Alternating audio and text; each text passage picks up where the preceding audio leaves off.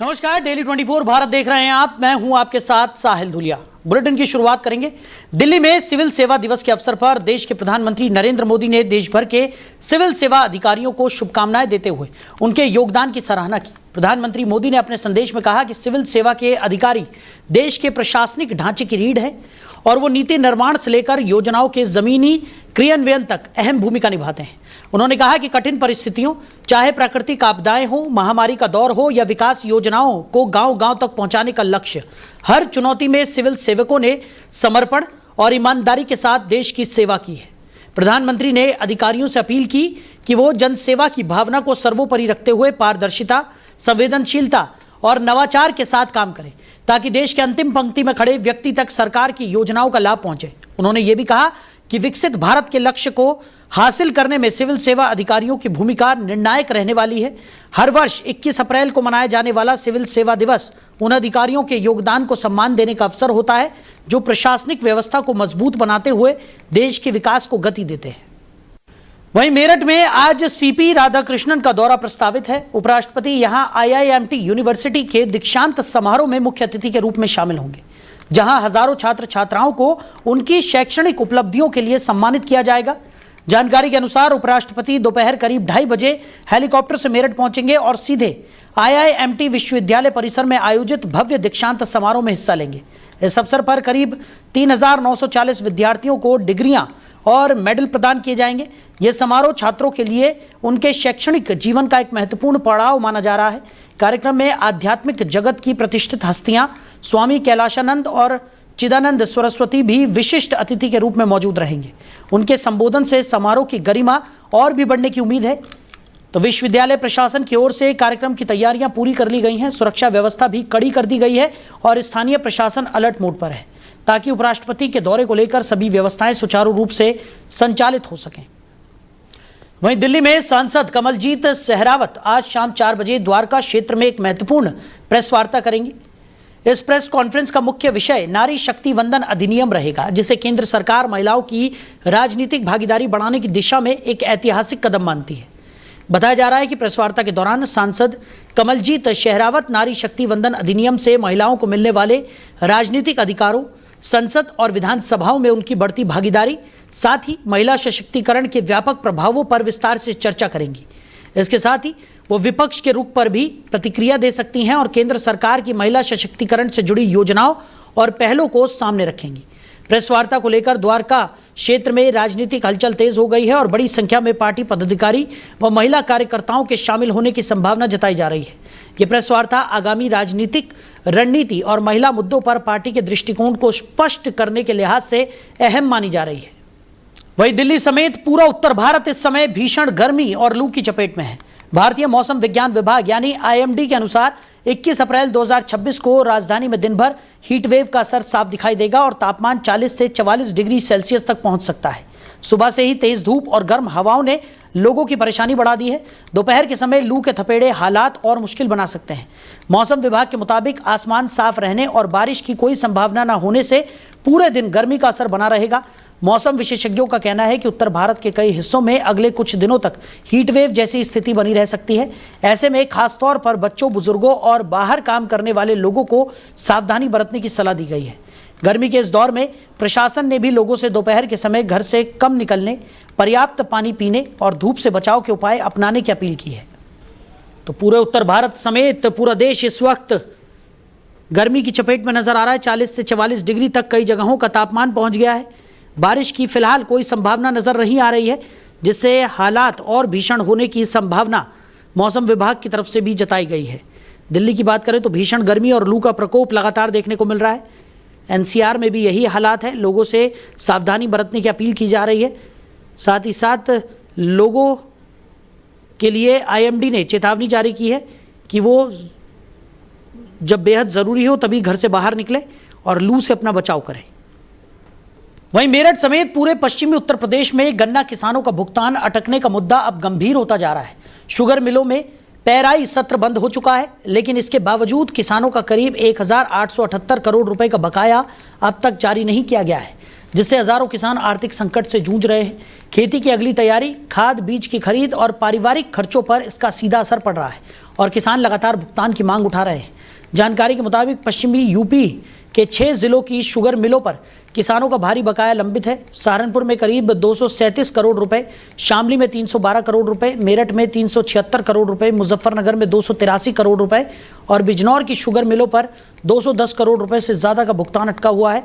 वहीं बागपत मलकपुर क्षेत्र में सबसे ज़्यादा करीब 350 करोड़ रुपए बकाया बताया जा रहा है, जबकि बागपत की रमाला शुगर मिल पर अकेले करीब 110 करोड़ रुपए का भुगतान लंबित है। किसानों का कहना है कि पेराई सत्र खत्म होने के बाद भी भुगतान न होना उनके लिए बड़ी चिंता का विषय बन गया है। समय पर भुगतान नहीं मिलने से आर्थिक दबाव लगातार बढ़ रहा है और अब किसान सरकार से जल्द बकाया राशि जारी कराने की मांग कर रहे हैं ताकि वो अगली फसल की तैयारी समय से कर सकें। तो सहारनपुर में 237 करोड़, शामली में 312 करोड़ बकाया बताया जा रहा है, मेरठ में 376 करोड़ और मुजफ्फरनगर में 283 करोड़ बकाया है। पश्चिम यूपी के गन्ना किसानों का भुगतान अटका हुआ है, जिसको लेकर किसानों में काफ़ी ज़्यादा रोष देखने को मिल रहा है। 6 जिलों की शुगर मिलों का भुगतान अभी तक नहीं हुआ है, जिससे किसानों के सामने बड़ा संकट खड़ा होता हुआ दिखाई दे रहा है। वहीं मुजफ्फरनगर में सोमवार को महिला आरक्षण बिल को लेकर हजारों महिलाओं ने सड़कों पर उतरकर 50% आरक्षण की मांग को लेकर जोरदार प्रदर्शन किया। हिंद मजदूर किसान समिति के बैनर तले निकाले गए इस जुलूस में महिलाओं ने नगर के प्रमुख मार्गों पर मार्च करते हुए जोरदार नारेबाजी की और अपनी हिस्सेदारी सुनिश्चित करने की मांग उठाई। प्रदर्शन के दौरान महिलाओं ने प्रधानमंत्री नरेंद्र मोदी के नाम संबोधित ज्ञापन उत्तर प्रदेश सरकार में मंत्री कपिल देव अग्रवाल को सौंपा, जिसमें संसद से लेकर ग्राम पंचायत तक महिलाओं को 50% आरक्षण देने की मांग प्रमुख रूप से उठाई गई। प्रदर्शनकारी महिलाओं का कहना था कि देश की आधी आबादी महिलाएं हैं, इसलिए उन्हें 10, 20 या 30% नहीं बल्कि पूरे 50% आरक्षण की आवश्यकता है। उन्होंने स्पष्ट कहा कि उनकी ये मांग किसी राजनीतिक दल के समर्थन या विरोध से जुड़ी नहीं है, बल्कि महिलाओं की समान भागीदारी सुनिश्चित करने से जुड़ी है। महिला नेताओं ने कहा कि पहले संसद में लाया गया महिला आरक्षण बिल दोबारा पेश कर उसे प्रभावी रूप से लागू किया जाना चाहिए ताकि महिलाओं को नीति निर्माण में बराबर की हिस्सेदारी मिल सके। इस दौरान हिंद मजदूर किसान समिति की महिला राष्ट्रीय अध्यक्ष भद्रा ने कहा कि महिलाओं को उनका संवैधानिक अधिकार दिलाने के लिए यह आंदोलन आगे भी जारी रहेगा। उन्होंने कहा कि अगर महिलाओं को 50% भागीदारी मिलती है तो देश के विकास को, सामाजिक संतुलन को नई दिशा मिलेगी। महिलाओं ने यह भी कहा कि संसद से लेकर ग्राम पंचायत स्तर तक महिलाओं की भागीदारी बढ़ाना समय की मांग है और इसके लिए वो लगातार संघर्ष करती रहेंगी। वहीं मंत्री कपिल देव अग्रवाल ने महिलाओं की इस मांग का समर्थन करते हुए कहा कि ये कार्यक्रम सांकेतिक है, लेकिन अगर जरूरत पड़ी तो भविष्य में इससे भी बड़ी संख्या में महिलाएं एकत्रित हो सकती हैं। उन्होंने कहा कि हजारों की संख्या में मातृशक्ति का सड़कों पर उतरना इस बात का संकेत है कि महिलाओं में अपने अधिकारों को लेकर जागरूकता और दृढ़ता बढ़ रही है। मंत्री ने भरोसा दिलाया कि महिलाओं की मांग को उच्च स्तर तक पहुंचाने का प्रयास किया जाएगा। हमारी मांग है ज्ञापन के माध्यम से माननीय प्रधानमंत्री मोदी जी के लिए, ये जो महिला आरक्षण बिल संसद में गिराया गया, इसको वापस से संसद में लाया जाए, पास किया जाए और महिला को जो हिस्सेदारी है 50% की वो दी जाए। इसकी लापरवाही मानते हैं जैसे बिल गिराया, इसमें सबकी जो संसद में बैठे हैं सबकी लापरवाही है। मैं यहाँ लाला लाजपत राय चौक मुजफ्फरनगर में हूँ और हमारी विधानसभा क्षेत्र के अंदर हजारों की संख्या में मातृशक्ति जो पूज्य गुरुदेव चंद्र मोहन जी, जो क्रांति गुरु के नाम से जिनकी प्रतिष्ठा है और जो युवाओं में नशे से मुक्ति के लिए, जाति भी संगठन बनाने के लिए काम करते हैं, ऐसे हजारों की संख्याएं महिलाएं तपती धूप के अंदर एकत्र होकर मार्च पास करती हुई यहाँ लाला लाजपत राय चौक तक पहुंची हैं। और जिस प्रकार से लाला लाजपत राय जी ने क्रांति का बिगुल बजाने का अंग्रेजों के खिलाफ किया, उसी प्रकार से इन महिलाओं ने कांग्रेस समाजवादी पार्टी का जो लक्ष्य है महिलाओं को अपमानित करना, उनके सम्मान को तार-तार करना, और जिस प्रकार से महाभारत के अंदर द्रौपदी का चीरण हुआ, उसी प्रकार से इन महिलाओं के सम्मान का भी हरण उन समाजवादी पार्टी के लोगों ने, सांसदों ने, कांग्रेस ने करने का काम किया है। और चंद्र मोहन जी से प्रेरित होकर हजारों की संख्या में माताएं यहाँ पहुंची हैं, बहनें पहुंची हैं। मैं इन सबका अभिवादन करता हूँ। इनकी बात आदरणीय राष्ट्रपति महोदय तक, आदरणीय प्रधानमंत्री तक हम पहुंचाने का काम करेंगे। मैं इनके प्रति एक धन्यवाद व्यक्त करता हूँ। और निश्चित रूप से समाजवादी पार्टी ने, कांग्रेस ने जिस प्रकार से उस बिल को गिरा करके इन महिलाओं के अधिकारों को छीनने का, इनको आगे बढ़ने के अवसर को अपमानित करने का काम किया, तार-तार उनकी इज्जत करने का काम किया है, निश्चित रूप से पाप के भागी हैं, उनको पाप इसका भुगतना पड़ेगा। हमारी मांग है वहीं मुजफ्फरनगर में पुरकाजी पुलिस ने ट्रकों पर फर्जी नंबर प्लेट लगाकर माल ढुलाई करने वाले एक गिरोह का भांडाफोड़ किया है। इस कार्रवाई में पुलिस ने 3 आरोपियों को गिरफ्तार करते हुए 2 फर्जी नंबर प्लेट लगे ट्रकों को भी बरामद किया है। पुलिस के मुताबिक गिरफ्तार आरोपियों की पहचान साजिद, इफ्तिकार और फुरकान के रूप में हुई है। ये आरोपी ट्रकों पर फर्जी नंबर प्लेट लगाकर माल ढुलाई करते थे, जिससे परिवहन विभाग को गुमराह किया जाता था और सरकार को राजस्व का नुकसान पहुंचाया जा रहा था। जांच में सामने आया है कि आरोपी लंबे समय से इस अवैध गतिविधि में शामिल थे और फर्जी नंबर प्लेट का इस्तेमाल कर चेकिंग से बचते हुए ट्रांसपोर्ट संचालन कर रहे थे। पुलिस ने दोनों ट्रकों को कब्जे में लेकर आरोपियों के खिलाफ संबंधित धाराओं में कार्रवाई शुरू कर दी है और मामले की गहन जांच जारी है। पुलिस का कहना है कि गिरोह से जुड़े अन्य लोगों की भी तलाश की जा रही है और जल्द ही पूरे नेटवर्क का खुलासा कर दिया जाएगा। ट्रक पर नंबर प्लेट की अदला बदली करके फर्जी तरीके से और उनका अवैध रूप से कुछ परिवहन करने की और ट्रक चालकों और उनके मालिकों द्वारा ऐसा किया जा रहा है। सूचना के आधार पर त्वरित कार्रवाई करते हुए थाना पुरकाजी पर टीमों का गठन किया गया और टीमों द्वारा शीघ्रता से कार्रवाई करके 2 ट्रक को पकड़ा, जिनमें UK 17 CA करके नंबर दोनों ट्रकों पे सेम लगा हुआ था।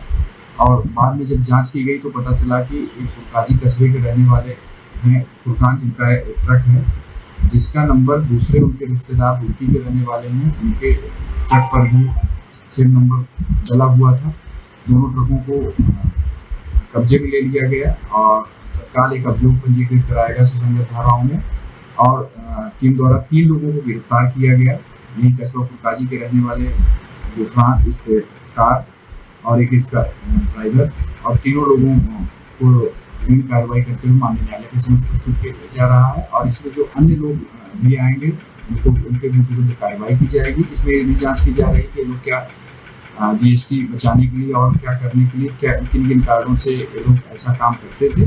और इनसे जब पूछताछ की गई तो प्रारंभिक तौर पर इन्होंने ये भी बताया कि जो वहाँ के रुड़की वाला ट्रक है उसका किस्त टूट गई थी, इस कारण इन्होंने नंबर प्लेट किया है। लेकिन इसके समस्त तथ्यों पर गहनता से जांच की जा रही है। जो भी तथ्य आएंगे तदनुसार विवेचनात्मक कार्रवाई संपन्न की जाएगी।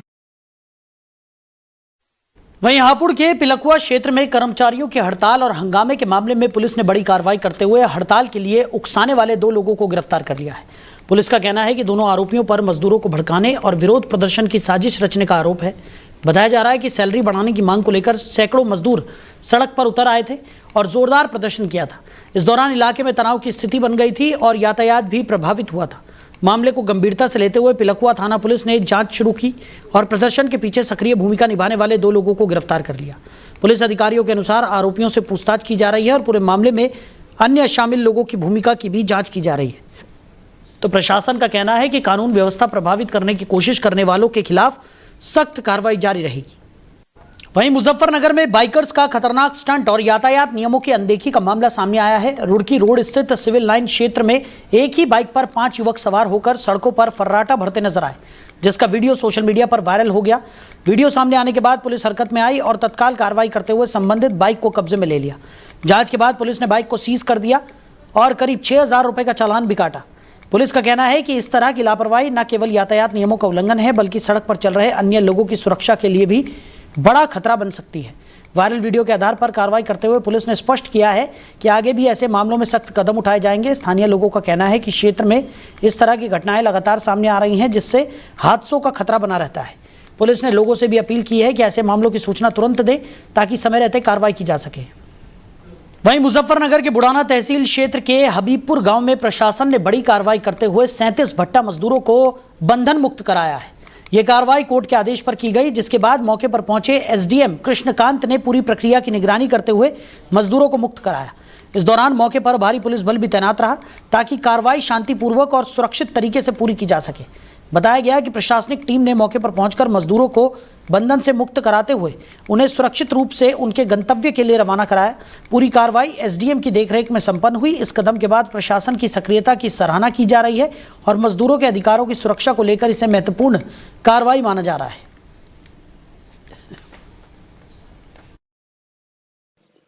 मुझे जिलाधिकारी कार्यालय से फोन आया था कि यहाँ पे कुछ मजदूर हैं जिनके साथ हाथापाई की गई है या उन्हें परेशान किया जा रहा था। मैं मौके पे आया, यहाँ पे मैंने मजदूरों से बात की और सभी ने अपनी समस्याएं बताई और सभी को उनके घर रवाना कर दिया गया है। करीब 37 थे। मैंने जाते समय भी पूछा कि कोई छूटा तो नहीं है, तो यही था कि कोई नहीं छूटा है। मुझे जिलाधिकारी कार्यालय से फोन आया था कि यहाँ पे कुछ मजदूर हैं जिनके साथ हाथापाई की गई है या उन्हें परेशान किया जा रहा था। मैं मौके पे आया, यहाँ पे मैंने मजदूरों से बात की। वहीं मुजफ्फरनगर में पुलिस और बदमाश के बीच मुठभेड़ का मामला सामने आया है। मीरापुर थाना क्षेत्र में बीआईटी कॉलेज के पास हुई इस मुठभेड़ में कुख्यात गैंगस्टर नजर पुलिस की जवाबी कार्रवाई में पैर में गोली लगने से घायल हो गया, जिसके बाद पुलिस ने उसे मौके से गिरफ्तार कर लिया। पुलिस के मुताबिक मुठभेड़ के दौरान घायल गैंगस्टर के कब्जे से एक बाइक, एक तमंचा और कारतूस बरामद किए गए हैं। बताया जा रहा है कि गिरफ्तार बदमाश पर लूट, चोरी और गैंगस्टर एक्ट समेत करीब 25 आपराधिक मुकदमे दर्ज हैं और वो लंबे समय से पुलिस के निशाने पर था। घटना के बाद घायल बदमाश को उपचार के लिए अस्पताल भेजा गया, जबकि पुलिस पूरे मामले में आगे की कानूनी कार्रवाई में जुट गई है। पुलिस अधिकारियों का कहना है कि क्षेत्र में अपराधियों के खिलाफ अभियान लगातार जारी रहेगा और कानून व्यवस्था से खिलवाड़ करने वालों के खिलाफ सख्त कार्रवाई की जाएगी। वहीं उत्तर प्रदेश के मुजफ्फरनगर से एक सनसनीखेज खबर सामने आ रही है, जहां बाइक सवार एक दरिंदे ने पहले 6 साल की मासूम बच्ची का अपहरण किया और फिर जंगल में ले जाकर उसे अपनी हवस का शिकार बना लिया। दरअसल छपार थाना क्षेत्र के कस्बा छपार में सोमवार को कस्बे के ही एक बाइक सवार पप्पू नाम के व्यक्ति ने एक 6 साल की मासूम बच्ची का उस समय अपहरण कर लिया, जब मासूम बच्ची घर के पास ही स्थित एक दुकान से सामान लेने के लिए पहुंची हुई थी।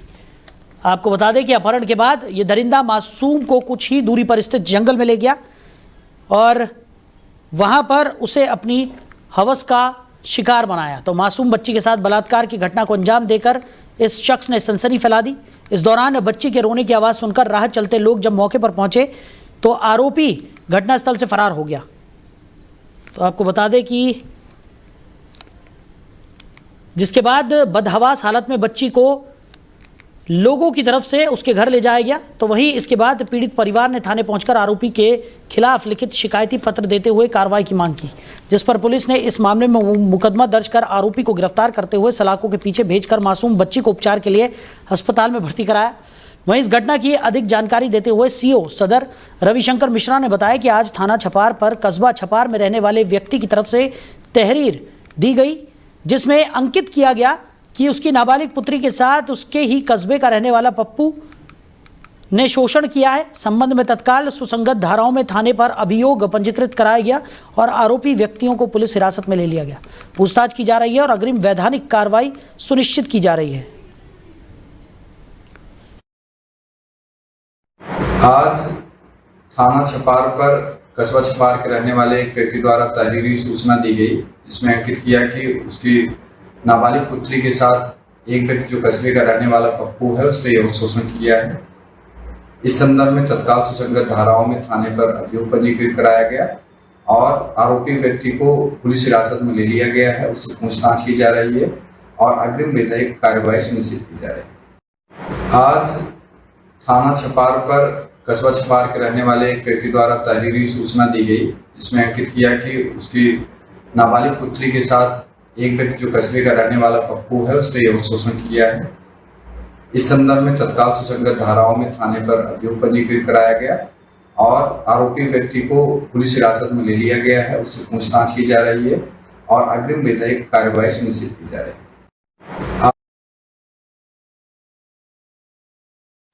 वहीं नोएडा में नोएडा इंटरनेशनल एयरपोर्ट के नाम पर बड़ा फर्जी जॉब स्कैम सामने आया है, जिसमें सोशल मीडिया पर सक्रिय नकली अकाउंट्स और वेबसाइटों के जरिए युवाओं को निशाना बनाया जा रहा है।